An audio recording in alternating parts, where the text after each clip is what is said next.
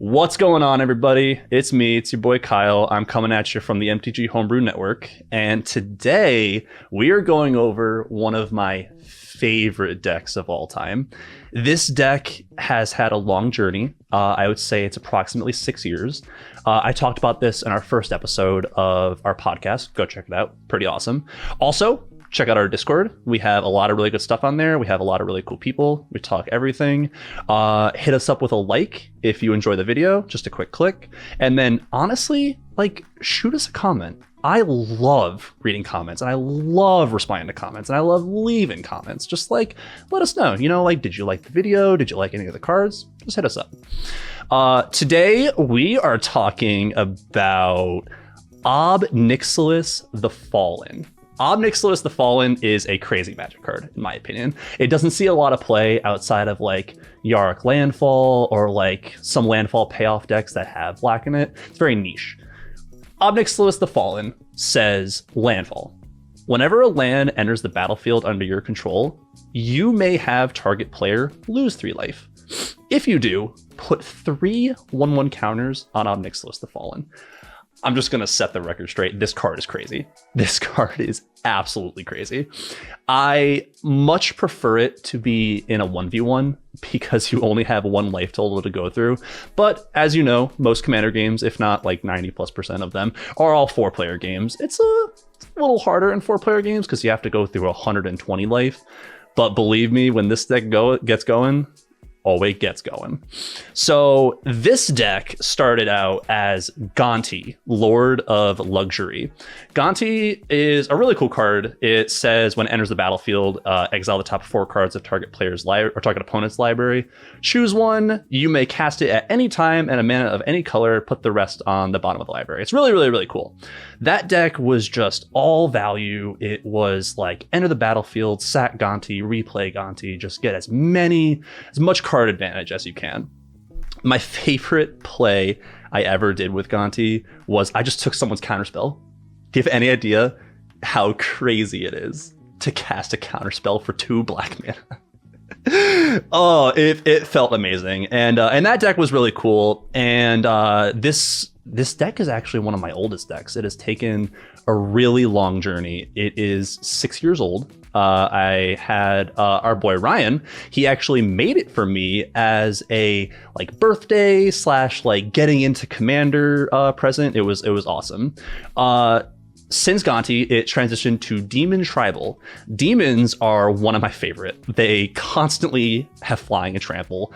Half of the time, if not more, they're always a 6/6 or a 7/7, just absolutely huge. They have crazy effects.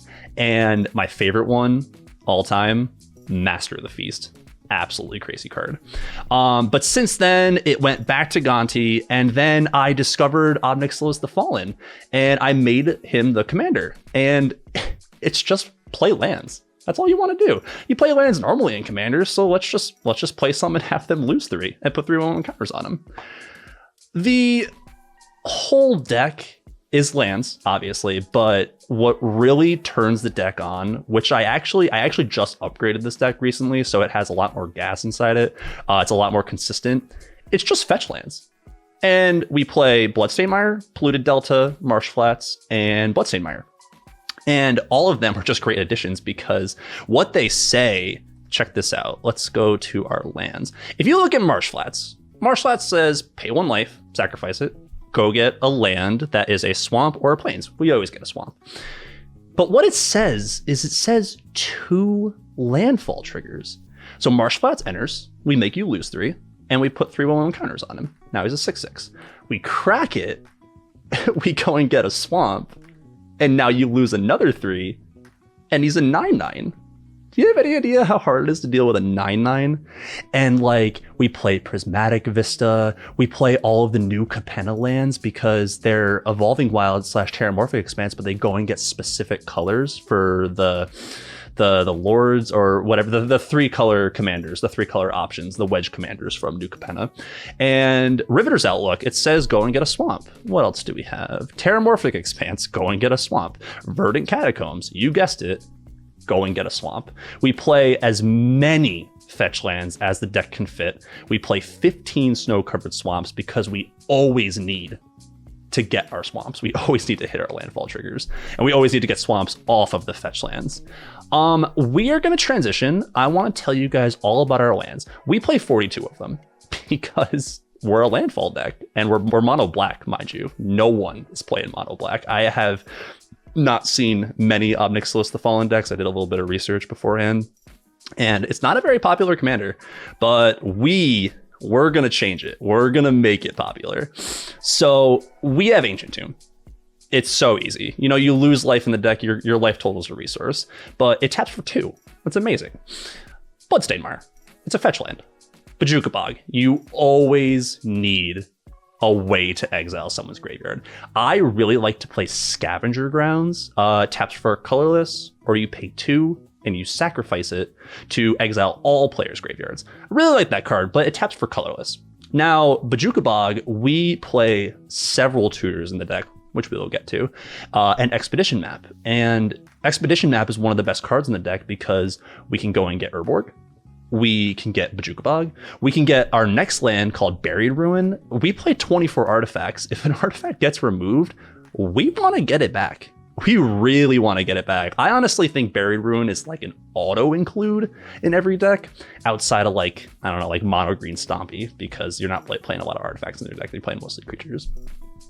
Cabal Coffers, absolutely phenomenal card. We're playing Urborg. We have ways to tutor up Urborg, and Cabal Coffers. I will say one of my favorite cards ever is this card right here. It's an artifact. It's called Mirage Mirror. Mirage Mirror says pay 2 mana. Mirage Mirror becomes a copy of target artifact, creature, enchantment, or land until the end of the turn. Now, Mirage Mirror, it can just do everything. I could talk about Mirage Mirror for hours. I have used it to copy my opponent's commanders. I have used it to copy creatures with Death Touch. Someone casts like a Cleansing Nova or a Vandal Blast. Anything that destroys an artifact, just pay 2 mana and turn it into a land. Now it's here. It's never leaving. Like, if you have the mana, it's never leaving. And one of my favorite targets, I mean, I have so many favorites. I could get into it for hours, but one of my favorite targets is just Rhystic Study.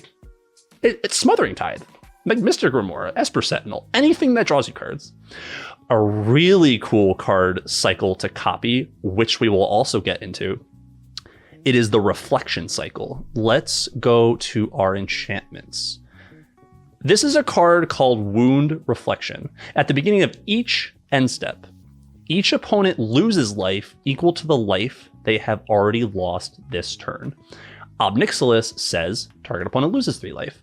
So if we play a fetch land, like a Bloodstained Mire, like an Evolving Wilds, like a Riveter's Outlook, anything, Prismatic Vista, anything, it says they lose 6 life.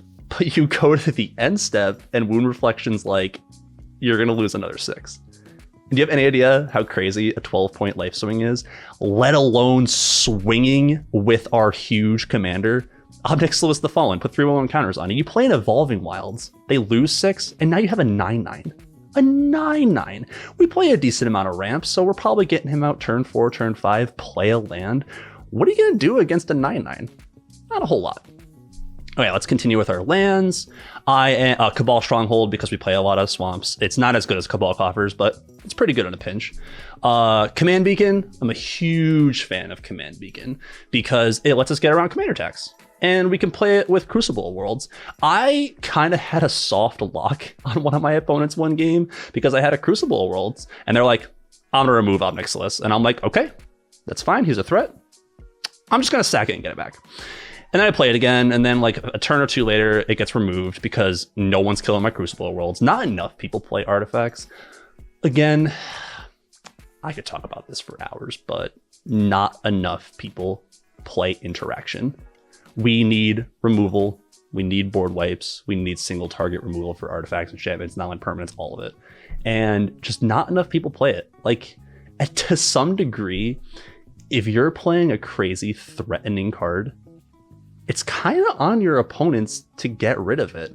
If they have a tutor spell and they're like, oh man, I really want to go get Avengers Zendikar, or I really want to go get this like cool card, but they have the opportunity to go and get removal and they don't get it, or they don't play removal in their deck.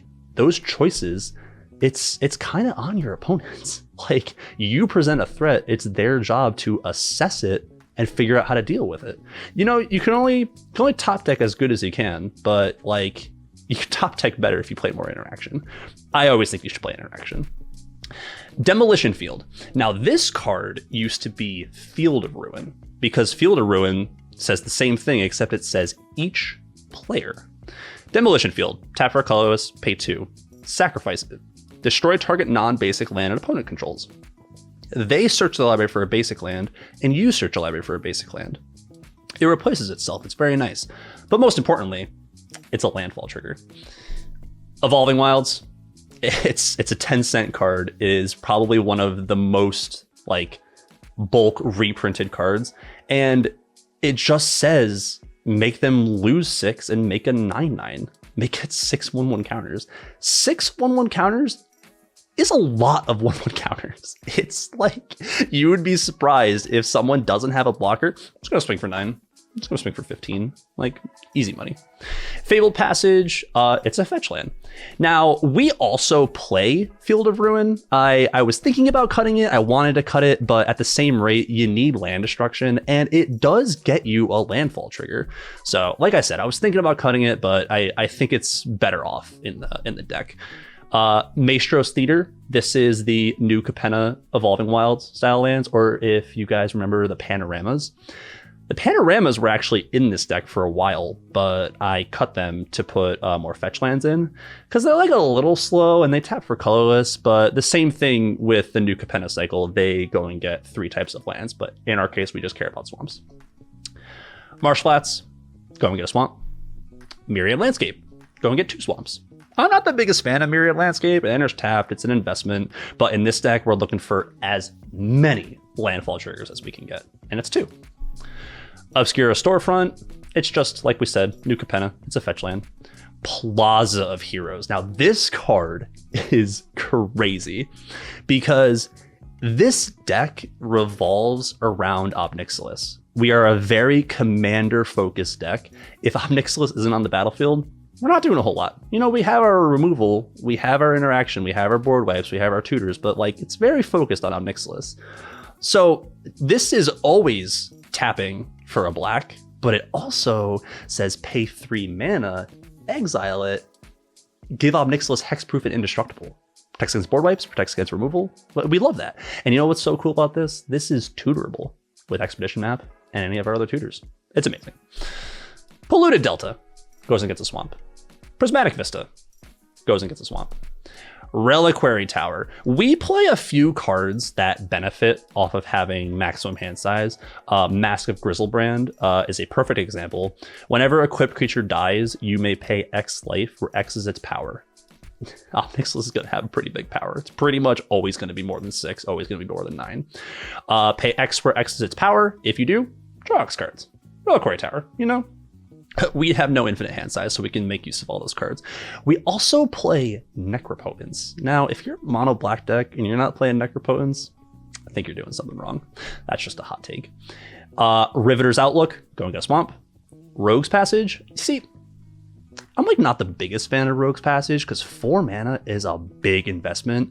But like, end of the game, we top deck that and we have a huge commander and they already have commander damage, or he's already at a 21/21. Just swing him in. Just kill someone. Shizo Death's Storehouse. Now this card is crazy because it's a legendary land. These are the ones from Kamigawa, I believe, the original Kamigawa block. Taps for a black, which we want, but it also gives Ob Nixilis fear. Like, you're not really guaranteed to always get into a black matchup or artifact creatures. So most of the time, this just says he's unblockable till the end of the turn. And that's what we want. We want commander damage. We want to just beat face as best we can. And this lets us.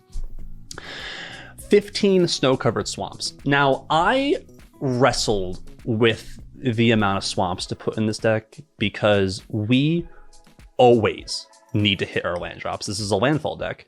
That's why we play 42 lands. because we need to. And having as many fetch lands as I have, and having the amount of swamp payoffs, we'll get into some of those, we need them. So I went 15. I think it's a good number. And I think that 42 lands is also a good number because, like I said, we're a landfall deck. Terramorphic Expanse. Go and get a swamp. 6 life, 6/1 counters. Thespian Stage. Now, I love Thespian Stage. Not only does this copy your best land, like Cabal Coffers, like Command Beacon, like a fetch land, it can copy your opponent's lands. If your opponent has a scary land and you want that land, have it. It's that easy. Only costs 2 mana. Easy. Urborg. You gotta have it. Play a lot of swamp payoffs in this deck, like Cabal Coffers, like a card we're going to get to. It's called Dread Presence. Actually, I can just show it to you right now. Whenever a swamp enters the battlefield under your control, choose one. Draw a card, lose a life, or deal 2 damage to any target and gain 2 life. This card's crazy. Most of the time you're saying draw a card, lose a life, but in a pinch, you could gain some life, you could remove Mana Dork, you can, say Polluted Delta while I have an Urborg, deal 2 damage to something. Crack it, get another swamp, because of Urborg, but it's a swamp to begin with. Deal 2 damage and gain 2 life. So you just dealt 4 damage to something. That can get rid of a lot of commanders. So it comes in a pinch. Another card we love is Urza's Saga. I could not tell you enough about Urza's Saga and how good this card is. It's amazing in other formats. It makes constructs. It goes and gets several of our 1-drops. We have Soul Ring, we have Mana Crypt, we have Manifold Key. We can get Expedition Map. You can get so many good targets. And I just can't talk enough about it. I wouldn't say it's an auto include because it depends on what you're playing. But at the end of the day, 95% of people are playing Soul Ring. Just go and get Soul Ring, especially if you play Urza's Saga on turn 1. It's pretty hard for your opponents to deal with that. And Verdant Catacombs, you guessed it, goes and gets a swamp. So that's our land package. Like we said, we're a landfall deck, so we need as many lands as we can get. Let's transition to our creatures. As you can tell, we're not playing a lot of creatures. We're playing 3 of them. Like I said, it's a very commander-focused deck, so we could play a bunch of creatures. I had Cryptghast, I had Nirkana Revenant, but I don't really have a lot of mana sinks. I have a pretty good curve. Let's actually go see our curve. Check it out. We really level out at 3. We do not have a lot of expensive cards, so really needing that double mana, we don't really need it, I've noticed. Our creatures. Burnished Heart, classic. Go and get 2 swamps, make them lose 6, and get 6/1 counters. Easy. Dread Presence. We already touched on Dread Presence. We have Urborg. We play a bunch of swamps. Just gives you a lot of card advantage. And Solemn. Solemn is not an auto include in every deck, but it is just it's efficient. You go and get a land, and it's a perfect blocker. It dies, draws a card. Easy. Let's move on to our Planeswalkers. Liliana of the Dark Realms. Now, Liliana simply says +1. Search your library for a swamp, put it in your hand. We want to hit our land drops, so go and get a swamp. Easy. Do it every turn. One thing I really like about Liliana, which is an underrated thing, target creature gets +X/+X or -X/-X, which is the important one, until end of turn, where X is the number of swamps you control. Now, we are doing our very best to get as many swamps into play as possible.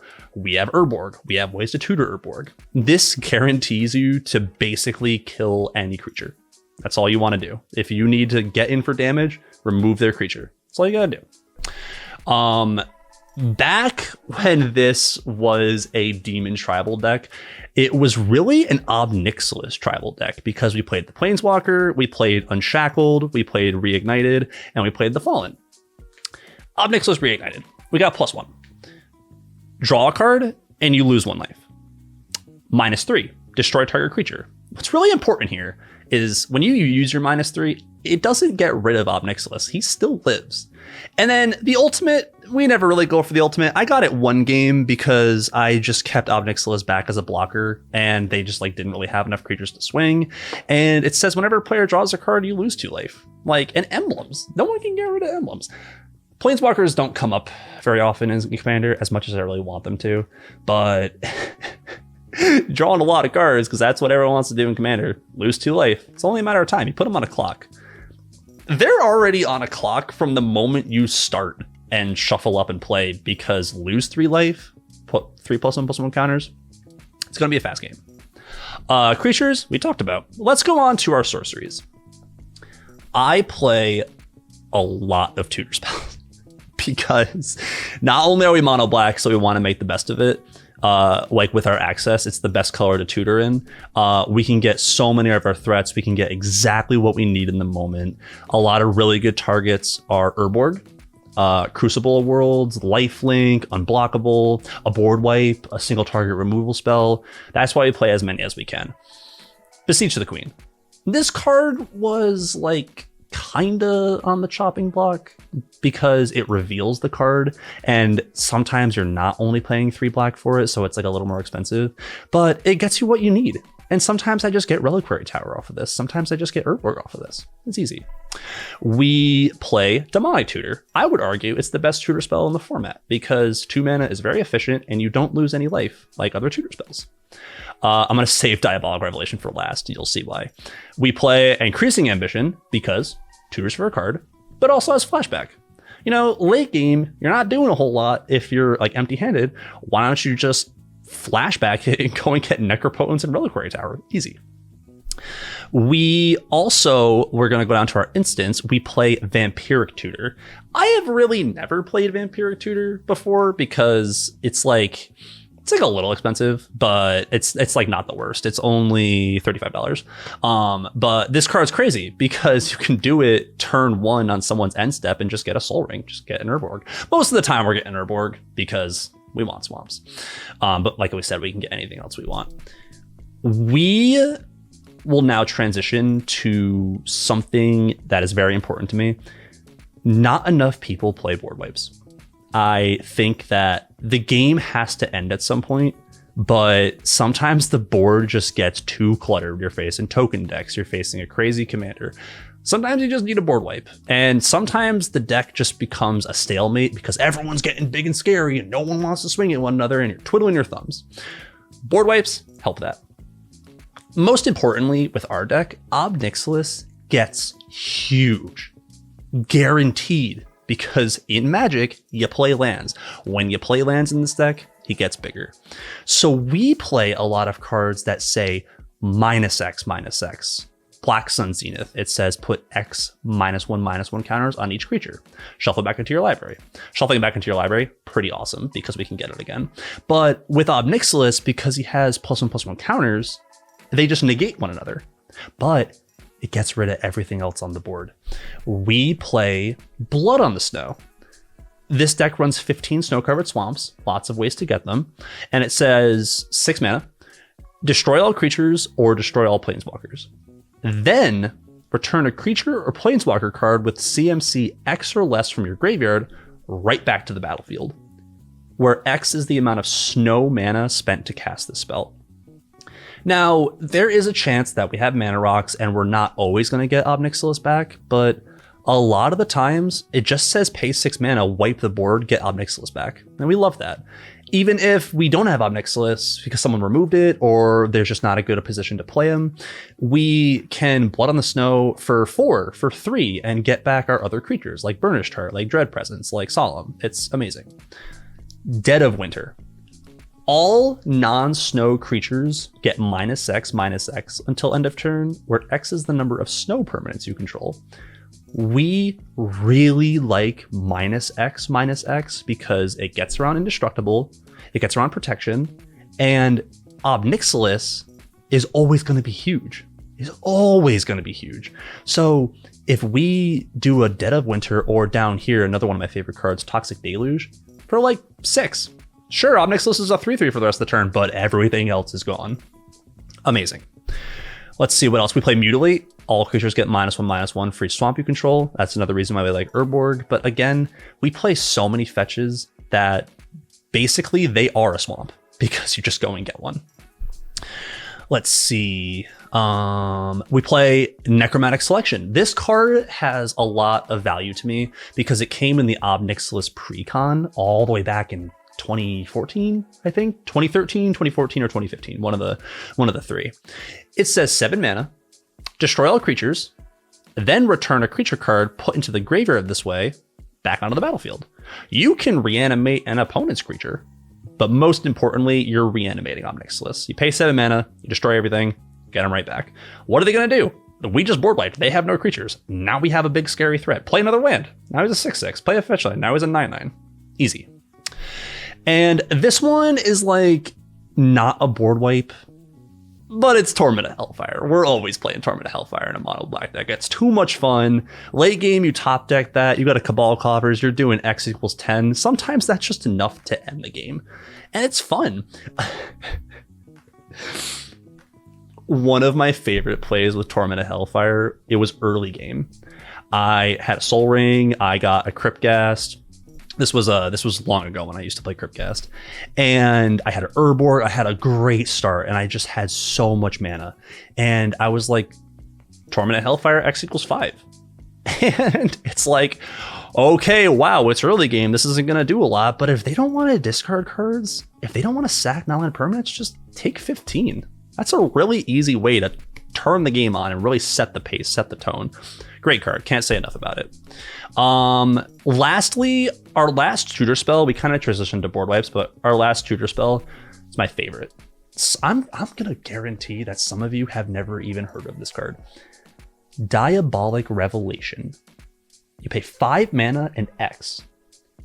Search your library for up to X cards, put them in your hand. 5 mana and X. If you pay 6, you get 1 card. That's, you rather Demonic Tutor. 6 mana Demonic Tutor, not that good. But what if we pay 7? Now we're getting 2 cards. And what if we play 8? Now we're getting 3 cards. And that is value that you just cannot replicate.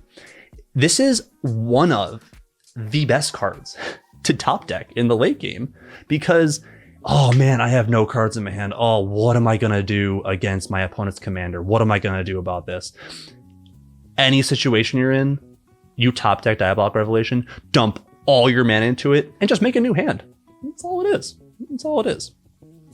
Okay, let us transition to our single target removal. We play 1 sorcery single target removal. Sorcery, not that good. But I promise that this card is worth it because it's Feed the Swarm. 2 mana, destroy target creature, or enchantment. Now, we're playing mono black. We don't have a lot of ways to get rid of artifacts. We don't have a lot of ways to get rid of enchantments, but Feed the Swarm gets rid of enchantments for you. Let's see what else. We play Deadly Rollick. Now, this card is phenomenal because it says, if you control a commander, you may cast this spell without paying its mana cost. Exile target creature. Not only is it exile, but we're never paying 4 mana for this card. This deck focuses on Ob Nixilis. It focuses on having him on the battlefield as long as possible, as many times as possible. So we're just gonna pay 0 mana to get rid of the biggest threat. Easy. One of my favorite cards came out of Modern Horizons. It's Defile. 1 mana, gives something -1/-1, gets around indestructible, until end of turn for each swamp you control. We play Urborg, we play a lot of swamps. We play 15 of them. Play a lot of swamps. We have Hero's Downfall. Now, a lot of people are gonna be like, why are you playing Hero's Downfall? It costs 3 mana. That's terrible.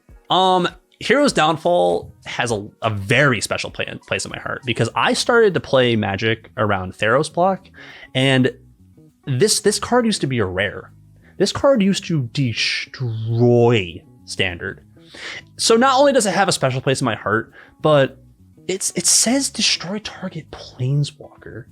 I can't tell you how scary and annoying and just angering seeing an Ugin about to ultimate. It doesn't happen very often. It doesn't happen, but if it goes, let's take a look at Ugin. Ugin, -10. You gain 7 life, draw 7 cards, then put up to 7 permanents from your hand onto the battlefield. Do you know how scary that is? Alex was playing his Rurik Thar deck, and Rurik Thar is like the perfect blocker because it's a 6/6 and it has vigilance.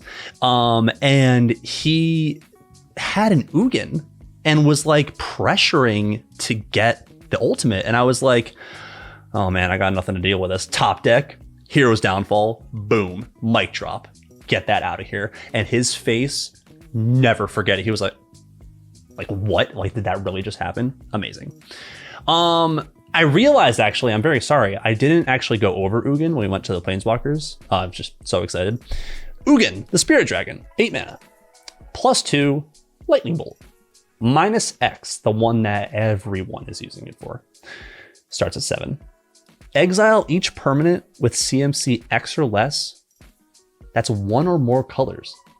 It gets rid of everything, and it exiles them. For anything that's not an artifact. You can pay 0 mana, get rid of tokens. You could pay 1 mana, get rid of soul rings. You could pay 6 and pretty much guarantee get rid of everything. And still have an Ugin at 1, which you can then start lightning bolting. It's crazy. Not to mention, Ob Nixilis, like we said, just gets huge. Sometimes we keep him back as a blocker so we can get to the Ugin ultimate. It's crazy. We play a lot of permanents, but we don't necessarily go for putting those permanents into play. We go for drawing 7 cards. That is an insane amount of cards. You're getting a fresh hand on top of the cards you already had. Crazy. Let's go back down to our instance. We play Infernal Grasp. This card has also been really seeing a lot of play recently because it's 2 mana, destroy a creature. Your life is a resource. Like, you don't want to get low, but your life is a resource. Just lose 2 life to get rid of the scariest thing. You're gonna lose the game to someone's commander. Just pay 2 mana and get rid of it. Easy. That is all of our single target removal. We play several pieces. We play 1, 2, 3, 4, 5 with Feed the Swarm. So I think that's a really good number. You want to have 5+ board wipes and 5+ pieces of like single target interaction, in my opinion. I play a little bit more when I play in other colors like white, because you got Path to Exile, Swords to Plowshares. White is the best color for board wipes. It's amazing. Talk for another day. Let's move on to our card draw package. Read the Bones also came out a long time ago. I believe it was Theros block, but I would have to look that up. But it came out a long time ago. 3 mana, scry 2, draw 2, lose 2. Scrying, incredibly powerful. It's card information. If you don't like the 2 lands that are on top of your library because it's late game, just get rid of them. Draw 2. It's early game and you need lands. Oh, I don't see any lands atop of my library in these 2 cards. Let's get rid of them. Boom, you draw some lands. Easy. We play Stinging Study. This card is new. I actually don't think a lot of people know about this card because it came out of a Commander product. 5 mana. You draw X cards and lose X life, where X is the mana value of a commander you own on the battlefield or the command zone. So it doesn't matter if Ob Nixilis is here or not. You know, you want him to be there, but if he's not, you just draw 5, lose 5 for 5 mana. I think that is an incredibly good rate. That's 1 card for 1 mana and 1 life. Phenomenal. And then everybody's favorite, at least mine, at least a lot of people I know. If you're playing mono black, you're playing Necropotence. What's so important about Necropotence is it gains you a lot of card advantage, but it also makes you lose life. And then we have Feed the Swarm, we have Toxic Deluge, we have Infernal Grasp. Your life is a resource, but you also don't want to lose. You also don't want to go to 0. So we play a very, solid, decent lifelink package. We play 3 pieces. We play Shadow Spear. You can get off of Urza Saga. Phenomenal. It also gives them trample, which you'll want when you have a huge commander. But most importantly, it gives lifelink. We play Resurrection Orb. Equipped creature has lifelink. Whenever a equipped creature dies, return to the battlefield under your control at the beginning of the next end step. It's protection and it's lifelink. It's amazing. We play Mask of Grizzlebrand. We already talked about this card, but we'll say it again. Equipped creature has flying and lifelink. And when it dies, you may pay X, where X is its power if you do draw X cards. This card is crazy. It gives evasion, it gives lifelink, and it gives card advantage. You swing for 9, and then, my Ob Nixilis is going to get removed. Just draw 9 cards. You just paid basically 0 life to draw however many cards it was equal to his power because you had lifelink. Crazy. And then we play 1 more piece in Loxodon Warhammer. Gives him trample, gives him lifelink. That's all we want. Absolutely phenomenal. Okay. I think this is a good opportunity to transition into our artifacts. We have 24 of them. Commander's Plate. Get it off of Urza Saga. It gives +3/+3, has protection from each color that's not in your commander's color identity. So you have protection from blue, white, green, and red. There's a lot of really good removal in those colors, and we're just going to say no thank you. Equip 5, but we're only ever paying equip 3 because we're equipping it to our commander. Crucible of Worlds. I would argue that this is one of the most important cards in the deck because we get to play our fetch lands from the graveyard. I will routinely tutor for Crucible of Worlds because it is that important. And it's only 3 mana. And you'd be surprised, you play a lot of threats, you play a lot of like good cards, they're not always going to get removed. If Crucible of Worlds stays on the battlefield for like 2-3 turns, it did its work. The damage is already done. So, very good card. Very big fan of that. We played Darksteel Plate. Not a lot of people play this card, but I wanted to find space and I really wanted to put it in this deck because it makes Ob Nixilis indestructible. Like, that stops so many pieces of black removal. It stops board wipes from your opponents. It's indestructible itself, so it's like impossible to get rid of. And it's only equipped too. A phenomenal card. I think that not necessarily people should play it more, but I wish it just got a little bit more of a spotlight because I think it's very good. I think it's very undervalued. We played Dreamstone Hedron. Big fan of Mindstone, Hedron Archive, and Dreamstone Hedron because it's a lot of good ramp. But late game, I need cards. Sack it, draw 3 cards. Easy. Expedition Map. We talked about this. We're playing a lands deck. We always want to be able to tutor for a land. Girapor Orrery, another one of my favorite cards. Doesn't see a lot of play. We are playing a lands deck in a color combination that does not play lands. It does not have land payoffs. So we got to play as much as we can. Girapor Orrery says each player may play an additional land on each of his or her turns. At the beginning of each player's upkeep, if that player has no cards in their hand, draw 3.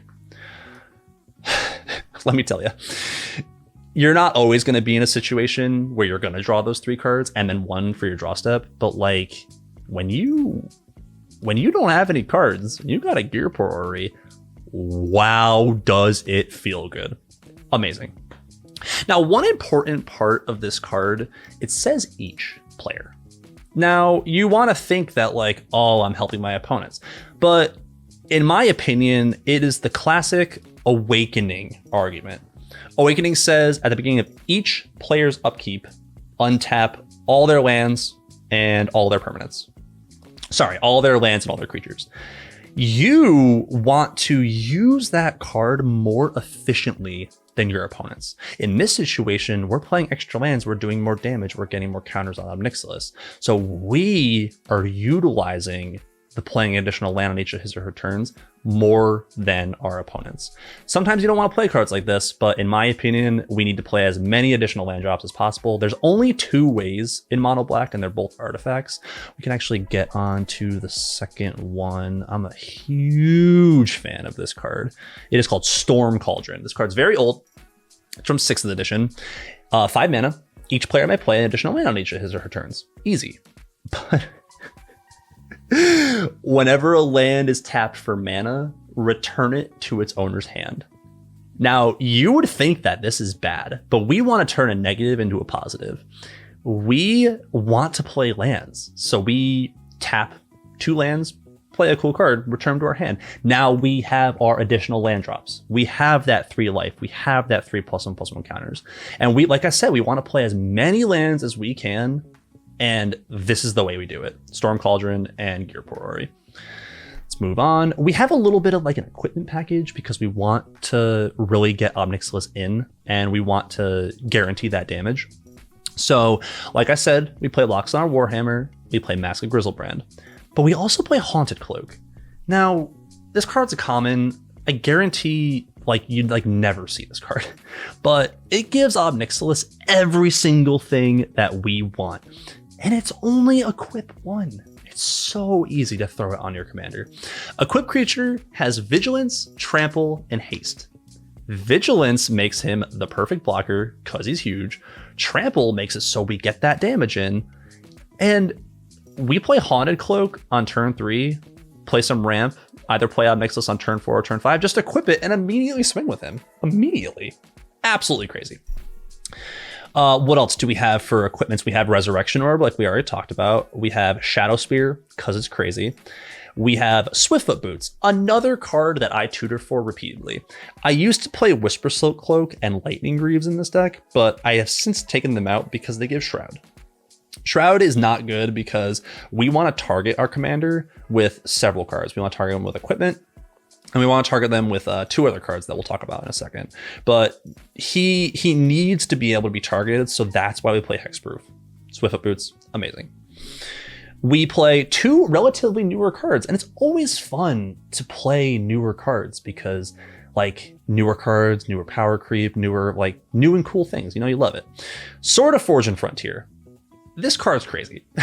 Like a lot of cards in this deck, it's crazy. It's like every sword in the cycle. Equipped creature gets +2/+2 and has protection from red and green. We don't necessarily worry about the protection from red and green. It's cool. It's like a plus side, but we play it for that second ability. Y'all, whenever equipped creature deals combat damage to a player, exile the top 2 cards of your library. You may play those cards this turn. Pretty cool. Card advantage. You may play an additional land this turn. Phenomenal. It's all we want. So we have like 2.5 ways to play additional lands because we have Sword of Fortune Frontier. Actually, you know what? We're going to say it's 3 because we have half with Sword of Fortune Frontier, and we also have Sword of Hearth and Home. +2/+2, protection from green and white. But most importantly, it says search your library for a basic land and put it into play. It also has the ability to flicker Ob Nixilis, but we don't want to do that because the sword falls off, and then it's not equipped anymore, and then we have to pay more mana to equip it. But most importantly is it gets that land. And we want as many landfall triggers as we can. That's all we want.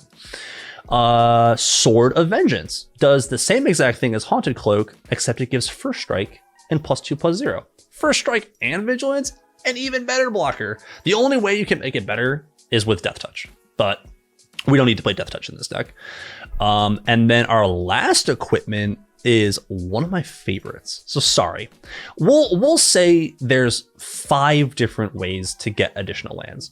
We have Gearport Orrery, we have the Storm Cauldron, and then we have Forge and Frontier, Hearth and Home, but most importantly, Sword of the Animist. You can get this down very early. It only costs 2. It only costs 2 to equip. And we'll read it. Equipped creature gets +1/+1. Whenever equipped creature attacks, no combat damage, just attacks, you may search your library for a basic land card, put it onto the battlefield, and shuffle your library. I cannot tell you how many times I've had Ob Nixilis, and then I play a fetch land. Fetch lands say 6 life and 6 +1/+1 counters. Now we have a 9/9. Equip Sword of the Animist, it's a 10/10. Go to combat, go and get a basic, put it into play, they lose 3 life, now he's a 13/13. All off of attack trigger. Phenomenal, very good card on the deck. I'd probably say like top 10. Several people have told me to cut this card, but I refuse. Ixalan, such a fun set, because they introduced the transform cards with a land on the other side. Thematic Compass, pay 3 mana, search a library for a basic, in our case it's a swamp, and just put it into your hand. It guarantees your land drops. You always want to hit lands in this deck, and this allows you to. At the beginning of your upkeep, if you control 7 or more lands, transform it. Taps for a mana and it's a Maze of Ith. Yes, please. We always love a Maze of Ith effect. We actually used to play Maze of Ith in this deck, but it doesn't tap for mana unless we have Urborg. And like if it's in your starting hand or your top deck at late game, like sometimes it doesn't feel the best. So we play Thematic Compass. Moving on to the rest of our artifacts, because I know we skipped around a few. We have Soul Ring, obviously, phenomenal card. Everyone plays it. We have Oblivion Stone to add to our removal package. You know, sometimes you just need to get rid of everything. And Oblivion Stone makes it so you can get rid of artifacts and enchantments. But it's really, really good. We already talked about Mirage Mirror. Let's talk about Manifold Key. This card was one of the last cards to get added to this deck. I used to play this card called Profane Tutor. It's a tutor spell. It's like not the best. It has Suspend. You pay 2 mana, suspend 2 to Demonic Tutor. But that card, not that good.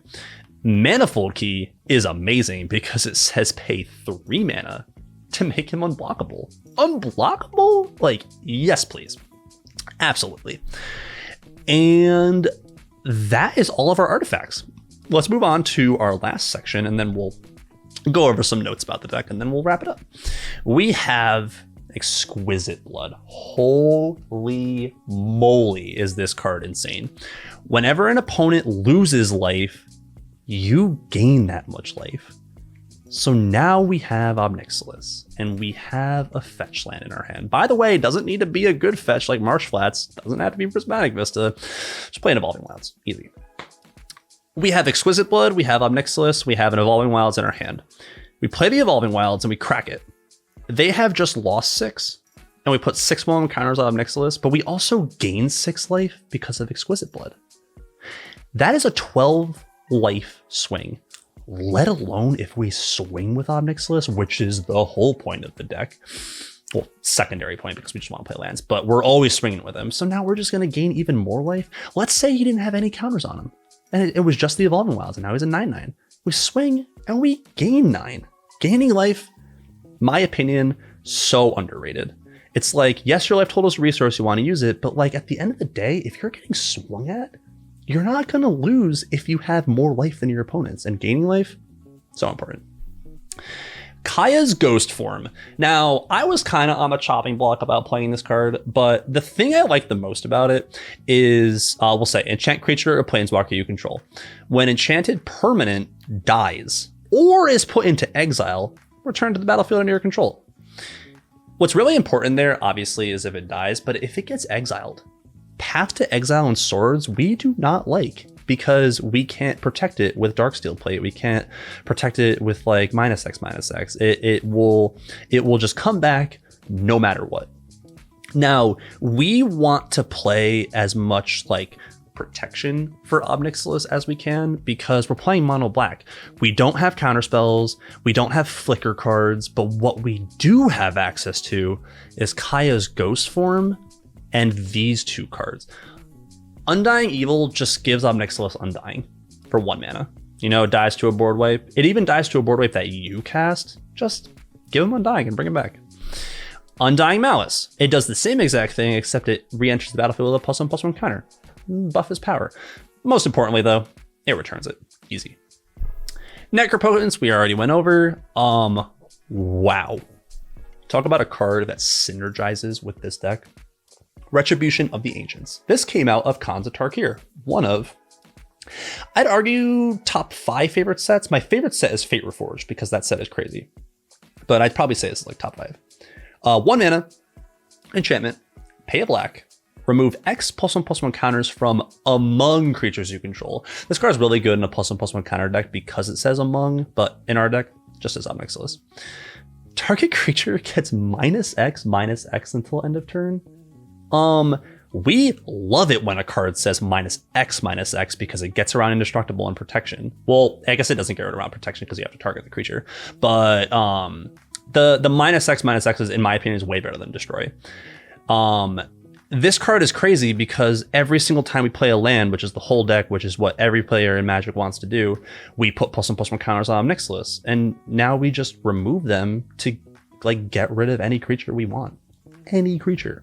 Phenomenal. Absolutely great card. And it adds to our removal package because we have a lot of single target, we have a lot of board wipes, but we also have little payoff cards like this. And it's great. You play it on turn 1 or turn 2. No one's going to remove it in the early game. That's a waste of a removal spell. They might want to do it when Ob Nixilis is here, but by the time that comes, it's probably too late. We play the Meat Hook Massacre. This card is still $50. It used to be like $65. It used to be like $80. Absolutely crazy. 2 and X. When the Meat Hook Massacre enters the battlefield, each creature gets -X/-X until the end of the turn. It has a few other bits of line of text. We don't really care about that. Whenever a creature you control dies, each opponent loses 1. Whenever a creature an opponent controlled dies, you gain 1. You know, you can gain some life off of board wipes, off of removal spells, combat, they die. But what's most important is it gives stuff -X/-X. We already went over this. Ob Nixilis is probably not going to die to -X/-X because he's going to be so big. But it gets rid of everything. Not only is it tutorable, but if you top deck that, Sometimes you just need a board wipe, and this is it, and that does it. Lastly is a card that is, if there was going to be a card on the chopping block, it would probably be this, because it costs 6 mana.